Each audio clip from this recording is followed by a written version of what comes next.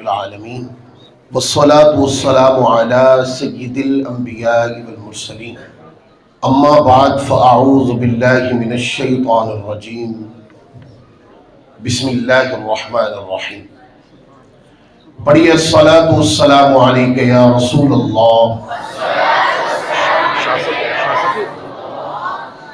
وعلى آلك وأصحابك يا حبيب الله الصلاة والسلام عليك يا نبي الله وعلى آلك وأصحابك يا نور الله.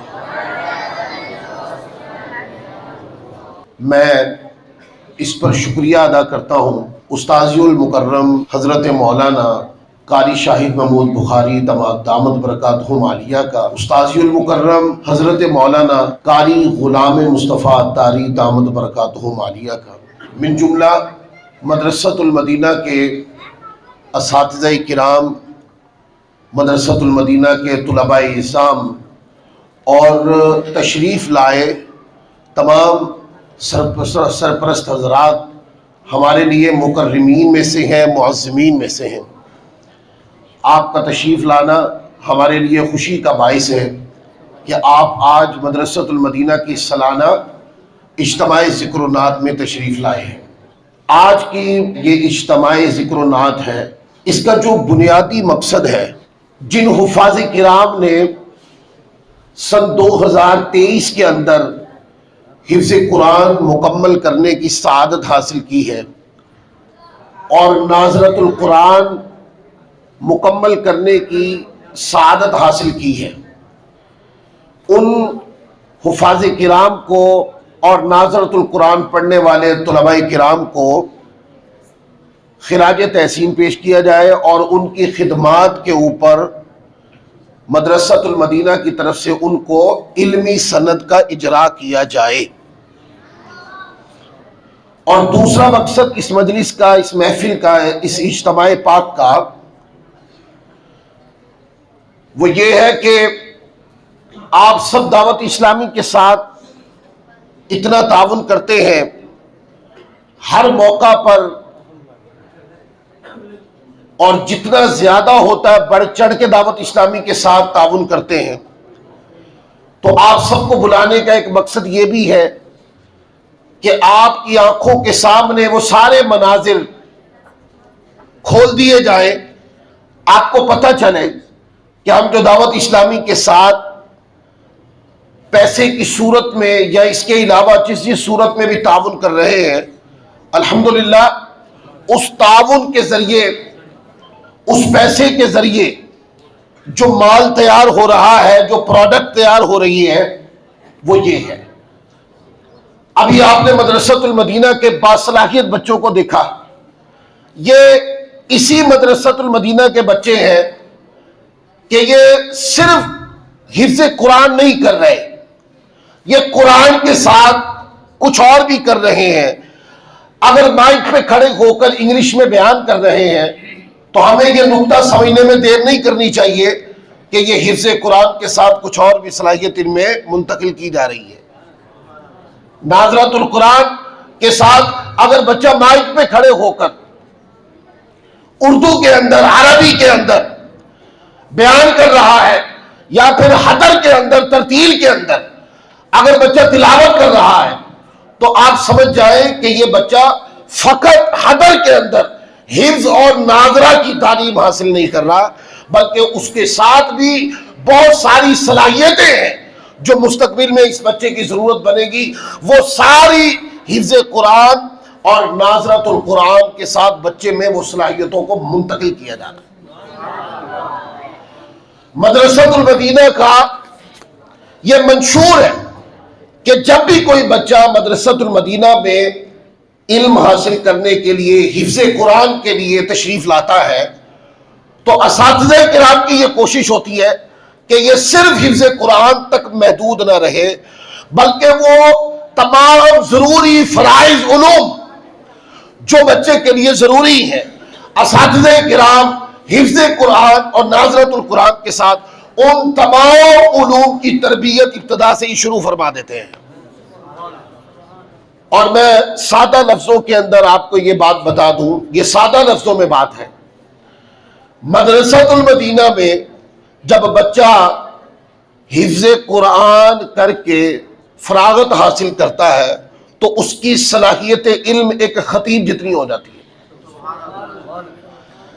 آپ نماز کے بارے میں مسئلہ پوچھیں، آپ زکوٰۃ کے بارے میں ابتدائی مسائل پوچھیں، آپ بچے سے عیدین کے مسائل پوچھیں، روزے کے مسائل پوچھیں، آپ بچے سے ابتدائی عقائد کی باتیں پوچھیں، تو یہ ساری چیزیں ہمارے نصاب کے اندر شامل ہے جو اساتذہ کرام بچوں کو پڑھاتے ہیں۔ لہذا بچے حفظ کے ساتھ ساتھ دیگر ایسے علوم کی تربیت سے بھی روشناس ہو رہے ہوتے ہیں جو مستقبل میں بچے کی ضرورت ہوتی ہے۔ لہذا یہ وہ منشورات ہیں جو مدرسۃ المدینہ کی مجلس سر انجام دے رہی ہے، اور اس کا تعلیمی اور روحانی اثر بچوں کی طبیعتوں میں نظر آ رہا ہے۔ وہ مائک کے اوپر کھڑے ہو کر آپ کے سامنے اپنی صلاحیتوں کا اظہار کر رہے ہیں۔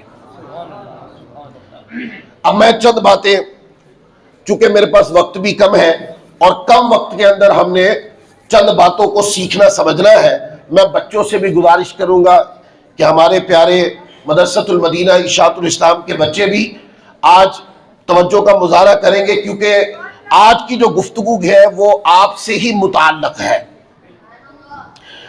قرآن مجید کے اندر اللہ رب العزت نے ارشاد فرمایا، کیونکہ آج کی محفل کا تعلق ڈائریکٹ قرآن مجید کے ساتھ ہے، تو میں چاہتا ہوں کہ قرآن پر تھوڑی گفتگو ہو جائے اور قرآن کے ساتھ قرآن پڑھنے پڑھانے والوں کی خدمات اور کوشش کے اوپر تھوڑی گفتگو ہو جائے۔ اللہ رب العزت نے قرآن مجید میں ارشاد فرمایا اِنَّا نَحْنُ نَزَّلْنَا الذِّكْرَ وَإِنَّا لَهُ لَحَافِظُونَ۔ اللہ تعالیٰ فرماتا ہے بے شک ہم نے اس قرآن کو نازل کیا اور بے شک ہم خود اس کی حفاظت کرنے والے ہیں۔ تو قرآن کوئی عام کتاب نہیں کہ جس کے اندر رد و بدل ہو جاتی ہے، جس کو ایک بار جب نشر کیا جاتا ہے تو اگلی بار نشر کرنے میں کچھ بڑھا دیا جاتا ہے یا گھٹا دیا جاتا ہے۔ وہ علمی کمزوری کی بنیاد پر یا کوئی چیز کم کی جاتی ہے یا بڑھائی جاتی ہے۔ تو ہمارے ہاں تو کتابیں جب چھپتی ہیں تو اس کے اندر بڑھوتی اور کمی ہوتی رہتی ہے۔ وہ اگر 10 بار کتاب چھپی ہے تو بعض مرتبہ 10 بار ہی یا بعض مرتبہ ابتدائی 1-2 بار جب وہ کتاب چھپتی ہے تو مصنف کی طرف سے اس کے اندر یا تو اضافات کیے جاتے ہیں یا پھر اس کتاب کے اندر کسی چیز کو بولیے کم کیا جاتا ہے۔ تو دوستو قرآن ایک ایسی کتاب ہے، جب اللہ رب العزت نے جب سے قرآن پاک کو نازل فرمایا ہے تب سے لے کر آج تک اور قیامت تک قرآن ایک ایسی کتاب ہے کہ جس کے اندر نہ کوئی چیز بڑھائی جا سکتی ہے نہ کوئی چیز گھٹائی جا سکتی ہے، کیونکہ یہ رب کائنات کا کلام ہے، یہ اللہ رب العزت کا کلام ہے۔ اللہ رب العزت کے کلام کے اندر کوئی کمی کوئی نقص ہو نہیں سکتا جس بنیاد پر کمی اور بیشی کی جا سکتی ہے۔ اللہ رب العزت کا کلام غلطی سے پاک ہے۔ اس سے یہ پتہ چلا کہ جب اس کتاب کے اندر زیادتی اور کمی ممکن نہیں تو علماء نے فرمایا یہ اس بات کی دلیل ہے کہ قرآن کسی بشر کا کلام نہیں، قرآن رب لم یزل کا کلام ہے۔ اب اس آیت کریمہ پر دوسرا نقطہ وہ یہ، اللہ رب العزت نے فرمایا کہ قرآن مجید کو میں نے نازل کیا ہے اور میں ہی اس کی حفاظت کروں گا۔ کیا اس سے پہلی کتابیں قرآن مجید سے جو پہلے نازل ہوئی وہ کتابیں بھی تو اللہ رب العزت نے ہی نازل فرمائی تھی نا؟ تو ان کتابوں کے اندر رد و بدل بھی ہوئے، کمی اور زیادتی بھی ہوئی۔ مطلب زبور ہے، انجیل ہے، تورات ہے۔ تو آج جب ہم ان کتابوں کی موجودہ صورتحال کو دیکھتے ہیں تو عیسائیوں نے، یہودیوں نے اس کے اندر بہت ساری چیزیں بڑھا دی یا کم کر دی، ان میں رد و بدل ہو گیا۔ قرآن میں رد و بدل نہیں ہے، کلام وہ بھی رب کائنات کا ہے، کلام یہ بھی، قرآن بھی رب کائنات کا ہے، تو پھر اس میں رد و بدل کیوں ہوا تورات، زبور، انجیل میں، اور قرآن میں رد و بدل کیوں نہیں ہو سکتا؟ اس لیے کہ وہ کتابیں اللہ رب العزت نے نازل تو فرمائیں، پر ان کی حفاظت کا ذمہ خود نہیں لی، لیکن قرآن کو نازل فرمایا اور ساتھ ہی اس کی حفاظت کا ذمہ بھی رب کائنات نے ساتھ ہی فرما دیا کہ نازل بھی ہم نے کیا ہے تو اس کے ذمہ دار بھی ہم ہیں، حفاظت کے ذمہ دار بھی ہم۔ تو آپ دیکھتے ہیں کہ قرآن مجید کی محافظت آج تک اجماعی اور قطعی ہے، اور قرآن مجید کو جو حفاظت رب کائنات نے دی اس کے مظاہر پہ آپ غور کریں۔ مطلب آپ دیکھتے ہیں پہلی جو کتابیں تھیں وہ صرف انبیاء کرام کو یاد ہوتی تھی، انبیاء کرام ان کتابوں کے حافظ تھے، اور قرآن چونکہ اللہ نے فرمایا کہ اس کی حفاظت میں فرماؤں گا، اس لیے قرآن پاک کو امت مصطفیٰ کے 1 2 3 4 نہیں بلکہ امت مصطفیٰ کے لاکھوں بچے اس کو حفظ کرتے ہیں، لاکھوں کروڑوں انسان اور مسلمان ایسے ہیں جنہوں نے قرآن پاک کو حفظ کیا، وہ دنیا سے چلے گئے، بہت سارے پیدا ہوئے انہوں نے قرآن مجید کو حفظ کر لیا اور وہ اپنی زندگی جی رہے ہیں، بہت سارے ابھی عالم ارواح میں ہیں، وہ وجود بشری میں منتقل نہیں ہوئے، جب وہ دنیا میں آئیں گے تو اللہ قیامت تک ان کو بھی حفظ قرآن کی سعادت عطا فرمائے گا۔ تو پوچھا کہ قرآن مجید کو اللہ نے فرمایا کہ حفاظت ہم کرنے والے، تو یہ رب کائنات نے جو حفاظ کے سینوں میں کسی 1 2 نہیں لاکھوں کروڑوں سینوں کے اندر قرآن مجید کو الحمد سے لے کر والناس تک سینوں کے اندر بند کر دیا ہے، یہ کیا ہے؟ یہ اللہ رب العزت کا الوہی اہتمام حفاظت ہے۔ یہ کیا ہے؟ اللہ کا الوہی اہتمام حفاظت قرآن ہے کہ اتنے سینوں میں قرآن مجید کو بند کر دیا۔ اور پھر آپ دیکھیں گے کہ قرآن مجید کو ایسا نہیں ہے کہ پاکستان کا قاری پڑھے گا تو کچھ اور الفاظ کے ساتھ، اور سعودی عرب میں کوئی قرآن پڑھے گا، قرآن پاک پڑھے گا تو کسی اور الفاظ کے ساتھ، اور دیگر ممالک میں الفاظ الگ الگ ہیں، ایسا نہیں ہے۔ آپ پوری دنیا میں چلے جائیں اور پوری دنیا میں جا کر کسی جگہ سے بھی قرآن کو خرید لیں،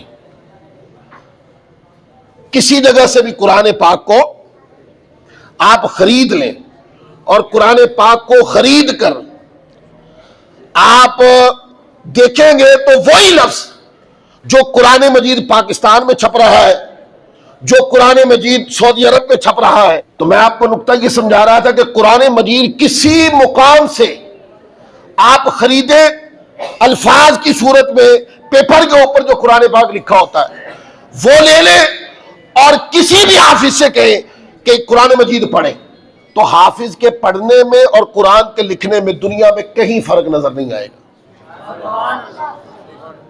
لہذا قرآن مجید کا کاغذ پہ چھپنا ایک اکائی پر، اور حفاظ کرام کا کہ سینوں کے اندر بند ہونا، یہ ایک اکائی پر ان دونوں چیزوں کا ہونا، یہ کیا ہے؟ یہ اللہ رب العزت کا الوہی اہتمام حفاظت قرآن ہے کہ وقت گزرتا جائے گا، دور گزرتے جائیں گے، ادوار بدل جائیں گے، کلچر بدل جائیں گے، انداز بدل جائیں گے، زندگی کا ڈھنگ بدل جائے گا، کاروبار کے انداز بدل جائیں گے، انداز تکلم بدل جائیں گے، زبانوں کے الفاظ بدل جائیں گے۔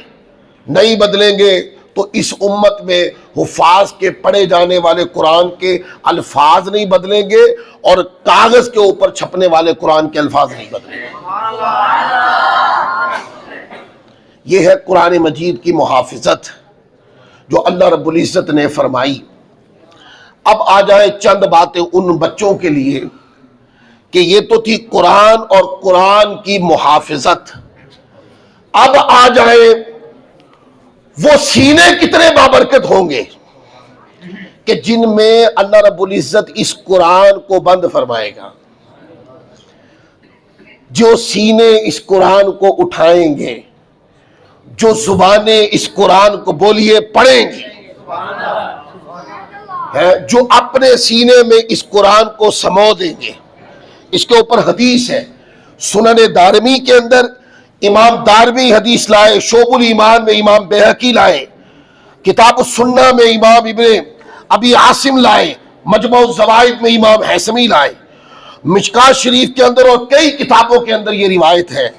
نبی کریم صلی اللہ علیہ وآلہ وسلم کا فرمان حضرت ابو ہریرہ رضی اللہ تعالیٰ عنہ بیان کرتے ہیں کہ بے شک اللہ تعالیٰ نے زمین و آسمان کی تخلیق سے 1000 برس پہلے سورہ یاسین اور طٰہٰ پڑھی. فرشتوں نے جب قرآن سنا تو کہا وہ امت مبارک ہے جس پر یہ قرآن نازل ہوگا، وہ سینے مبارک ہے جو اس کو اٹھائیں گے، اور وہ زبانیں مبارک ہے جو اس کلام کو پڑھیں گی.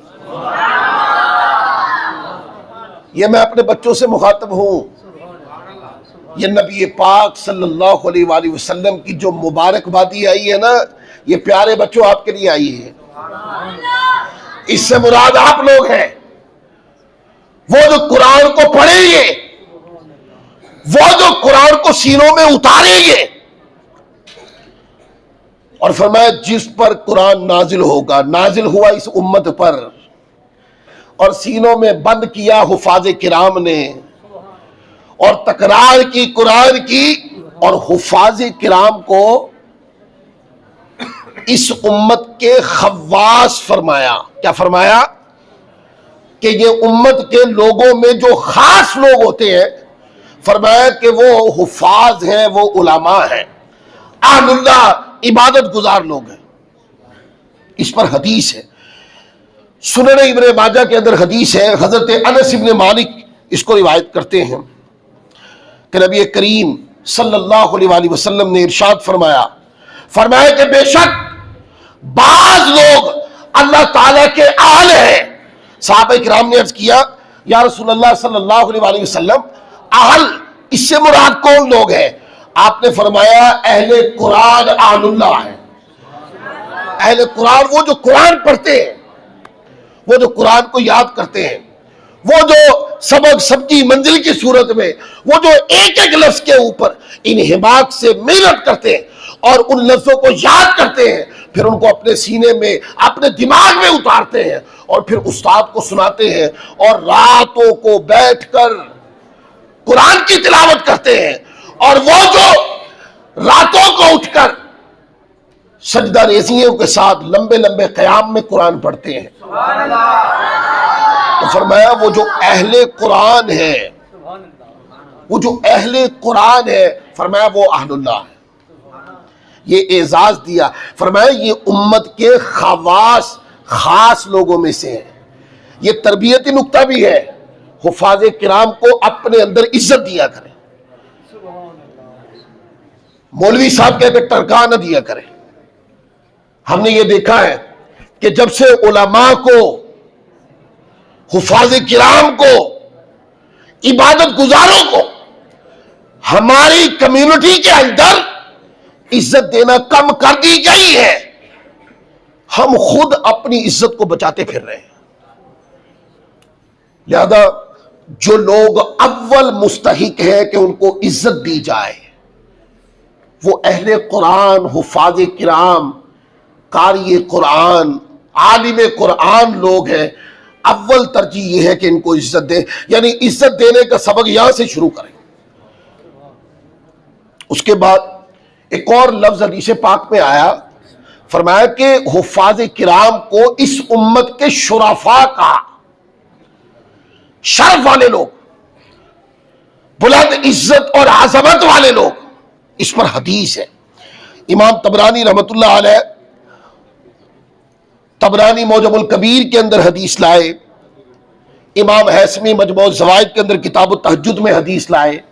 شعب الایمان میں امام بیہقی رحمۃ اللہ علیہ اس پر حدیث لائے. نبی کریم صلی اللہ علیہ وآلہ وسلم کا یہ فرمان حضرت عبداللہ بن عباس نقل کرتے ہیں. آپ نے فرمایا حفاظ قرآن میری امت کے شرفاء یعنی معزز لوگ ہیں. ترغیب دلا دی، فرمایا کہ یہ اعزاز والے لوگ ہیں، یہ شرف والے لوگ ہیں. امت کو بتایا کہ ان کو عزت دیا کرو. اب کوئی عزت دے یا نہ دے یہ مسئلہ ہے اس کا، لیکن حفاظ کرام کو بارگاہ رسالت سے عزت مل گئی ہے کہ نہیں؟ بولیے. اس سے بڑھ کر کیا شرف ہے کہ نبی کریم صلی اللہ علیہ وآلہ وسلم نے خود امت کے حفاظ کو آقا علیہ الصلوۃ والسلام نے شرف اور عزت اور اعزاز بخش دیا. پھر اسی طرح حفاظ کرام جو قرآن کو پڑھتے ہیں، قرآن مجید کو حفظ کرتے ہیں، تو ان کے بارے میں ہے کہ ان سے دعا کروایا کرو. ان کے پاس ایک دعا ہے جو مقبول ہے، وہ کریں گے تو بیڑا پار ہو جائے گا. اس پر حدیث ہے. امام طبرانی رحمۃ اللہ علیہ اس روایت کو لائے حضرت جابر بن عبداللہ رضی اللہ تعالیٰ عنہ سے. کہتے ہیں نبی پاک صلی اللہ علیہ وآلہ وسلم نے ارشاد فرمایا جو شخص نے قرآن پڑھا یا فرمایا جس نے قرآن اپنے سینے میں جمع کیا اس کے لیے اللہ تعالیٰ کے ہاں ایک مقبول دعا ہے. اگر چاہے تو جلدی کرتے ہوئے دنیا میں مانگ لے، چاہے تو دعا اٹھا کے محشر کے لیے رکھ لے. اس کا مطلب یہ ہے اتنی پر اثر دعا ہے، اتنی پر اثر دعا ہے حافظ قرآن کے لیے یا وہ جو قرآن پڑھتا رہتا ہے. فرمایا وہ چاہے تو اس نیت کے ساتھ کہ مولا وہ جو ایک دعا کی قبولیت کا حق مجھے دیا ہے مولا میں وہ دنیا میں مانگنا چاہتا ہوں اور وہ میری یہ جائز دعا ہے، تو فرمایا وہ پوری ہو جائے گی. اور اگر یہ دعا اٹھا کر حشر کے لیے رکھ لیا جائے، جب نامہ اعمال سمیٹ دیے جائیں گے، معاشر میں تو حساب ہونا ہے، پر حفاظ کرام کو دعا کا حق اس دن بھی زندہ رہنا.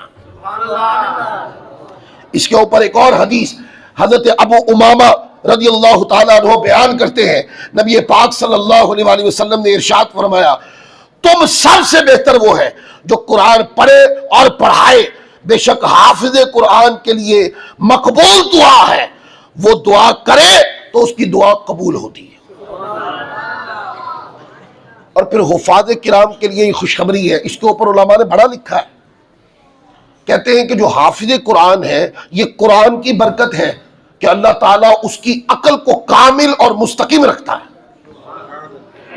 اور اس کے مظاہر آپ دیکھیں گے کہ اس کے مظاہر دیکھیں گے، آپ غور کریں اپنے ارد گرد، آپ کو ایسے لوگ نظر آئیں گے جو عمر رسیدہ ہیں، پر ان سے سن کے دیکھ لیں ان کو جیسے بچپن میں قرآن حفظ تھا نا، عمر رسیدہ ہونے کے بعد بھی قرآن اس سے زیادہ پختہ ہے ان کے پاس.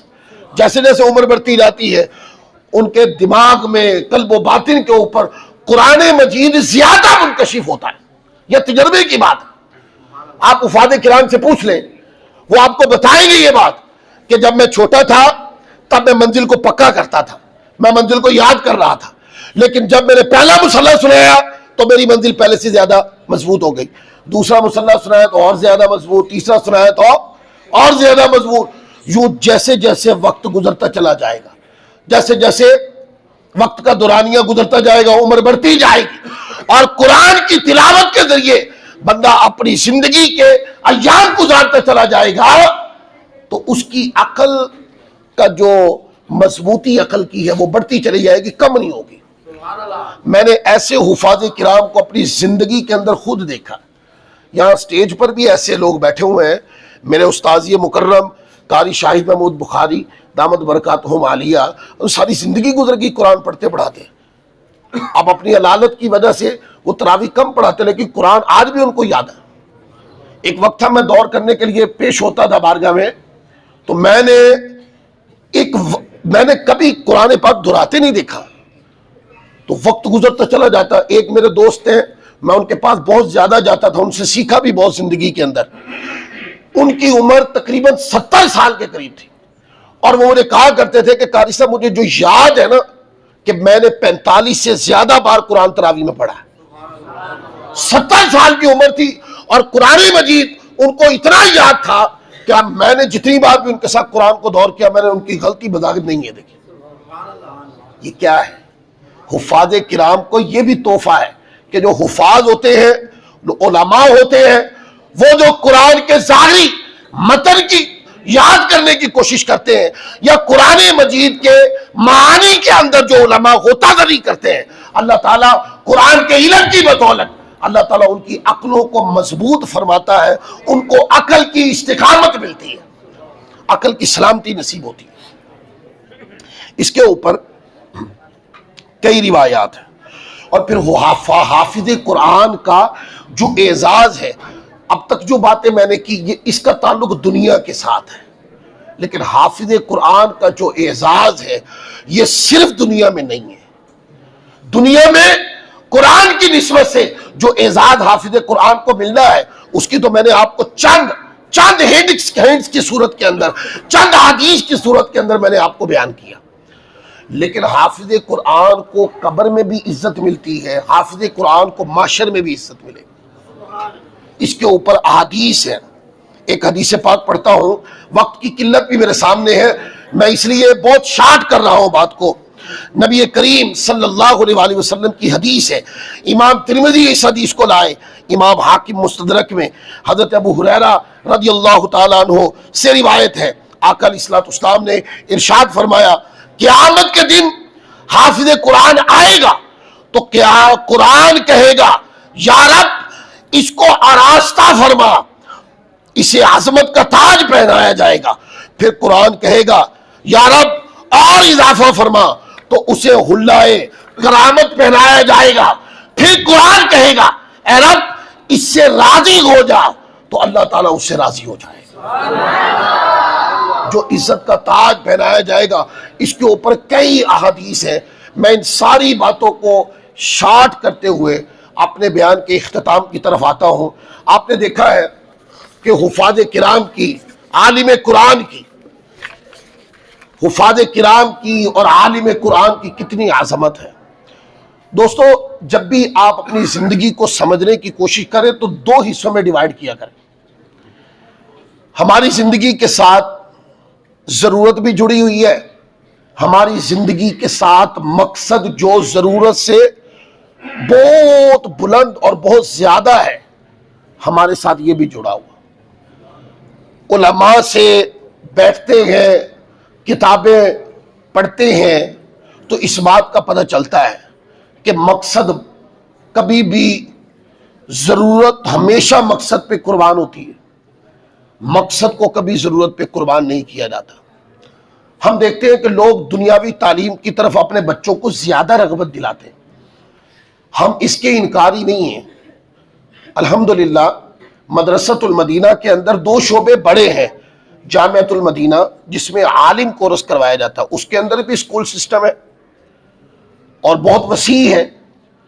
اور اسی طرح جب مدرسۃ المدینہ کے اندر ہم دیکھتے ہیں تو مدرسۃ المدینہ میں عمومی طور پر بچے 5 کلاسز پڑھ کے آتے ہیں تو 6، 7ویں اور 8ویں تک حفظ قرآن کے ساتھ دنیاوی تعلیم دی جاتی ہے. لیکن ہمارے لوگوں میں ایک تعداد ہے جن کا سارا تعلق، جن کی سوچ کا مرکز و محور ہی یہ ہے کہ میں نے اپنے بچوں کو سے دنیا پڑھانی. دوستو دنیا ایک ضرورت ہے، اس کو ضرورت کی حد تک لینا ہے. مقصد اللہ کی رضا ہے، اللہ کی فرما برداری ہے، اللہ کی عبادت ہے، اللہ تبارک و تعالیٰ کی خوشنودی ہے. جس نے اپنے بچے کو جامعہ میں بھیجا، جس نے اپنے بچے کو مدرسے میں بھیجا، اس نے اپنے بچے کو مقصد سکھانے کے لیے بھیجا. لہذا اپنے بچوں کو مقصد سکھانے کی طرف رغبت بڑھائیں کہ وہ مقصد کو دیکھیں. مقصد اللہ کی رضا، اللہ کی عبادت، اللہ کے دین کی تعلیم، یہ ساری چیزیں ہماری مقصدیت. بچوں کی تربیت میں جو اس چیز کا فقدان ہے اس کو کور کرنے کی کوشش کریں. تربیت میں زور زیادہ دین متین کا ہونا چاہیے. ہاں دنیاوی تعلیم، دنیاوی ضروریات، ان کو صرف ضرورت کی حد تک رکھیں۔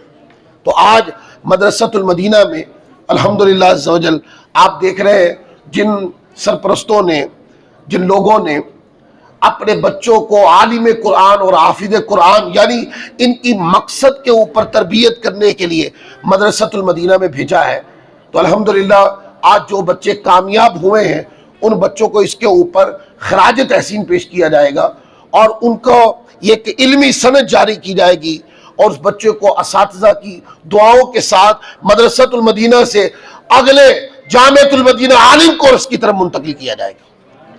تو لہذا خود بھی اس پر کوشش کریں اور اس کی ترغیب بھی دلایا کریں۔ جیسے آپ کا بچہ یہاں پڑھ رہا ہے تو پھر جو آپ کے دوست ہیں ان کے بچے کو بھی یہاں پڑھنا چاہیے، جو آپ کے تعلق دار رشتہ دار ہیں ان کو بھی مدرسے میں پڑھنا چاہیے۔ تو یہ ترغیب ہے، اس کو آگے منتقل کرتے چلے جائیں۔ آپ نے دیکھا ہے آج الحمدللہ عز و جل دعوت اسلامی کو من حیث المجموع دیکھیں تو دعوت اسلامی کی خدمات بے مثال ہے۔ دعوت اسلامی خدمت صرف پاکستان میں نہیں کر رہی، صرف کسی ایک پاکستان کے ایک شہر میں نہیں کر رہی، دعوت اسلامی پاکستان کے ساتھ پوری دنیا کے اندر آپ کو اپنے 80 سے زیادہ شعبہ جات کے ساتھ خدمت کرتی ہوئی نظر آ رہی ہے۔ تو آپ دعوت اسلامی کے ساتھ پہلے بھی تعاون کرتے تھے، اب بھی تعاون کرتے ہیں، اور دعوت اسلامی کے ساتھ تعاون کو جاری رکھیے گا۔ یہ اتنا بڑا پروجیکٹ ہے، آپ جامعہ اشاعت الاسلام کو دیکھتے ہیں تو اس کو ایز ایک بلڈنگ مت دیکھیں کہ یہ بلڈنگ ہے، نہیں، اس کے اندر ہونے والے کاموں کو دیکھیں اور ان کے اوپر ہونے والے اخراجات کو دیکھیں۔ یہاں پر اگر ہم ایک محتاط تخمینہ لگائیں، محتاط تخمینہ، تو اشاعت الاسلام کا جو ماہانہ خرچ ہے وہ 30 سے 35 لاکھ کے درمیان ہے۔ اس کے اندر آپ کے مدرسۃ المدینہ ہے، مدرسۃ المدینہ دو قسم کے ہیں۔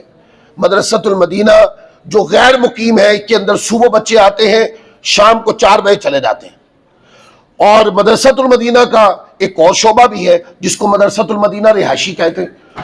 وہاں پر بچے مہینے بعد، ہفتے بعد اپنے گھر جاتے ہیں۔ ان بچوں کے لیے 3 ٹائم کا کھانا مدرسۃ المدینہ کی مجلس کی طرف سے پیش کیا جاتا ہے۔ پھر مدرسۃ المدینہ کی تیسری شاخ بھی ہے، وہ مدرسۃ المدینہ یعنی اسپیشل برانچ جس کو کہا جاتا ہے، جس کے اندر نابینا بچے پڑھتے ہیں، جو نابینا بچے حفظ قرآن کرتے ہیں۔ اشاعت الاسلام کے اندر یہ مدرسۃ المدینہ کی تیسری کیٹیگری۔ پھر مدرسۃ المدینہ جس میں حفظ و نادرہ کی تعلیم ہوتی ہے، آپ اس سے ہٹ کر آپ مدرسۃ المدینہ اشاعت الاسلام کے اندر جامعۃ المدینہ کے نظام کو دیکھیں، جس کے اندر قرآن مجید کے اوپر حفظ کرنے کے بعد بچوں کو عالم بنایا جاتا ہے۔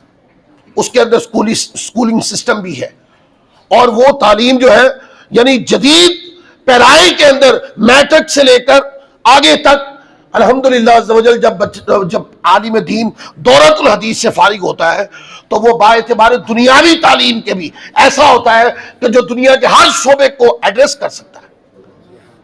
جامعۃ المدینہ میں بھی جتنے بھی بچے پڑھتے ہیں، ایک تعداد ہے جو رات کو یہاں قیام فرماتے ہیں، ان کے کھانے کا 3 ٹائم کا انتظام اسی مدرسے کی مجلس کرتی ہے۔ پھر اسلامی بہنوں کا مدرسۃ المدینہ الگ ہے، اسلامی بہنوں کا جامعۃ المدینہ الگ ہے، پھر اسی طرح اسلامی بہنوں کا آن لائن سسٹم الگ ہے، اور کئی شعبہ جات ہیں۔ تو یہ ایک ہی بلڈنگ کے اندر یہ سب کچھ ہو رہا ہے، جس کا میں نے ایک محتاط آپ کو تخمینہ لگا کر بتایا کہ اخراجات 30 سے 35 لاکھ ماہانہ ہیں۔ تو یہ جو بھی نظام ہے یہاں کا، یہ آپ لوگوں کے تعاون سے چلتا ہے۔ تو اس میں ہمیں صرف آپ کا تعاون درکار نہیں ہے، آپ کا تعاون بھی درکار ہے، آپ کے چاہنے والوں کا تعاون بھی درکار ہے۔ آپ نے اپنا تعاون بھی دعوت اسلامی کے ساتھ کرنا ہے، اور وہ جو آپ کے دوست احباب ہیں جو آپ کو پوچھتے ہیں کہ زکوٰۃ کہاں دیں، فطرانہ کہاں دیں، یا اس کے علاوہ جو خیر خواہی وہ کرتے ہیں وہ کہاں دیں، آپ تربیت کر کے کوشش کر کے انفرادی کوشش بھی کر سکتے ہیں، ان کا ذہن بنائیں، اور زیادہ سے زیادہ رمضان عطیات یا اس کے علاوہ عطیات کی جو بھی صورت ہے وہ آپ اپنے اشاعت الاسلام کو یاد رکھا کریں، اور یہاں پر آ کر اپنی ڈونیشن کو جمع کروایا کریں۔ اللہ تعالیٰ کی بارگاہ میں دعا کرتے ہیں اللہ تبارک و تعالیٰ عز و جل ہمارا آنا، مل بیٹھنا، اساتذہ علم و فن کا سٹیج پر جلوہ گر ہونا، اور سرپرستوں کا تشریف لانا اور طلباء کرام کا تشریف لانا، اللہ تعالیٰ سب کا آنا اپنی بارگاہ میں قبول و منظور فرمائے۔ وما علینا الا البلاغ المبین۔